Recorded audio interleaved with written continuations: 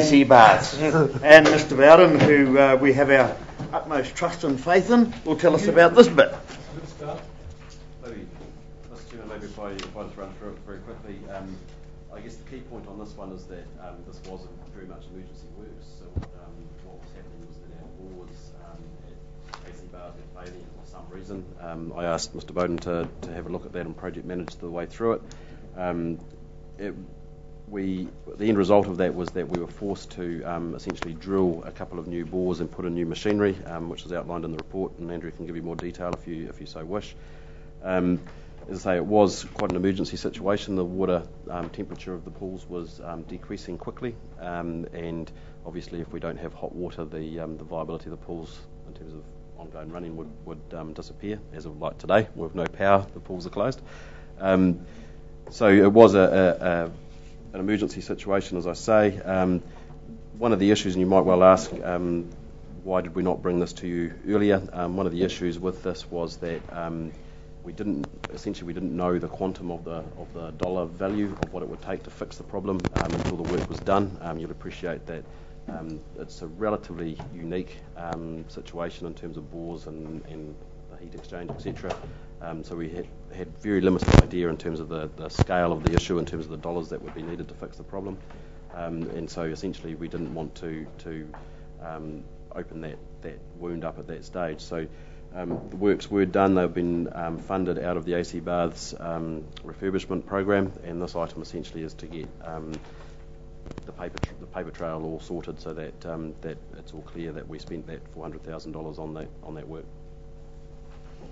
Thank you, Mr. Grimm. Mr. Bowden, do you want to add anything to enlighten us a little bit further? Or? Yeah, yes, Maverick. The bores that we had previously were founded at about 100 metres, and it appeared that they were drying up. And recent investigations with GNS Science and also with the driller who'd recently drilled a bore at the hospital is that we needed to access deeper aquifers.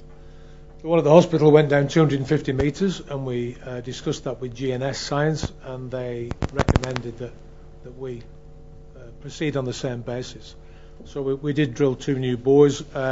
Fortunately, we didn't need a new environment Waikato resource consent. They allowed us to drill the 2 new bores with our existing consent, providing they were within a 50-metre radius of the 2 existing.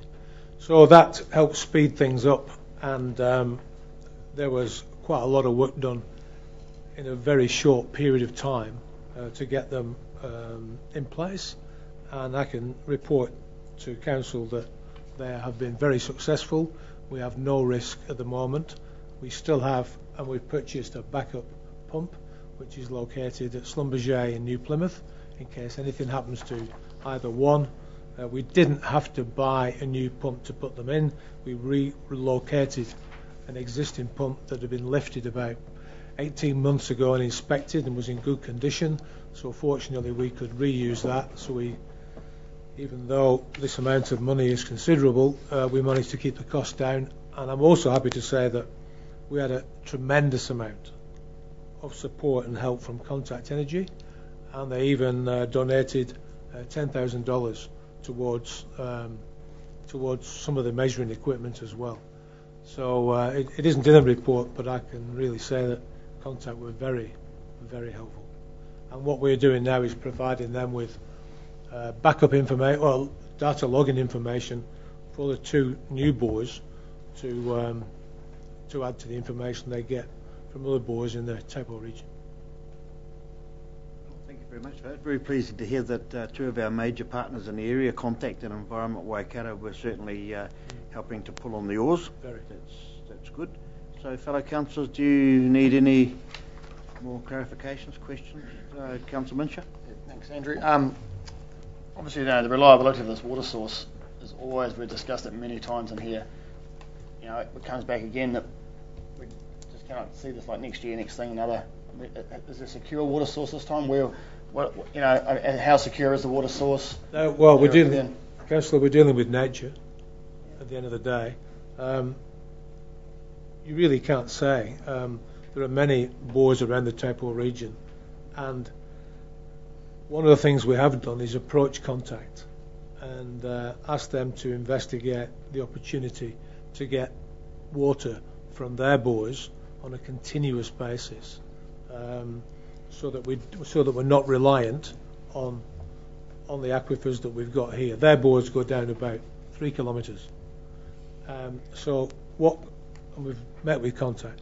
So what Contact are doing now is they're providing funding for a feasibility to provide us with water, so we don't have to rely on bores and pumps. The pumps last generally about every 5 or 6 years, and then you have to replace them. So it is a cost. It's a large cost going forward. So Contact have not said no. It may take some time for them to decide if they're going to help us or not. But the signs at the moment from Contact are very positive. That's probably the best way I can answer your question, Councillor. Councillor Williams?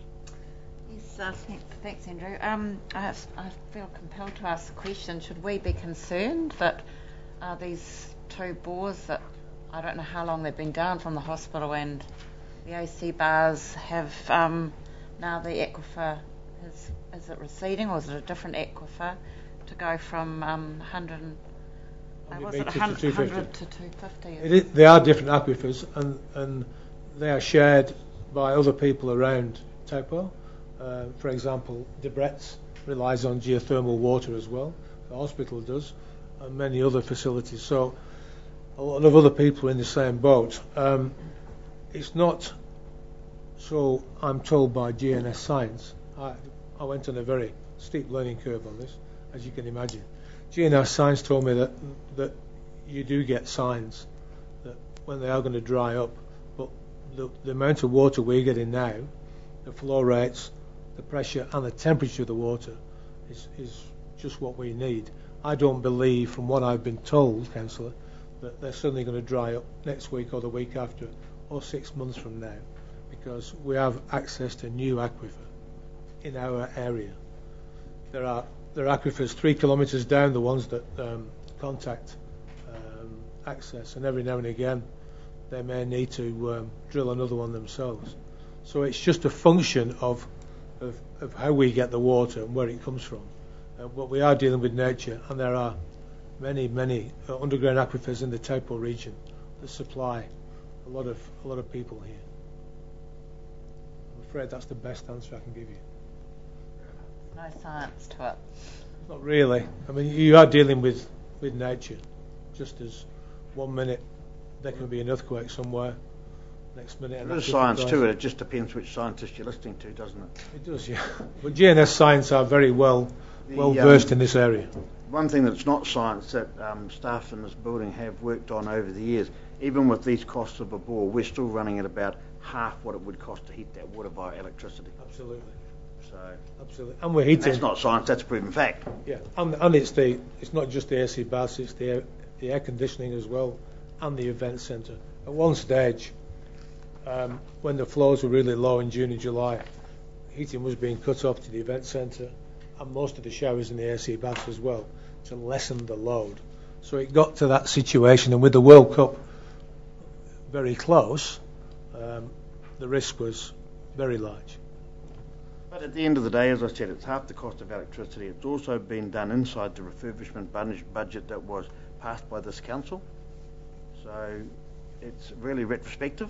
Yes. And much as it hurts me to say, I think we need to move on. The suggested resolution here, and I'd ask for a mover. Move, Councillor Johnson. Second, Councillor Downard. All those in favour? Aye. Thank you.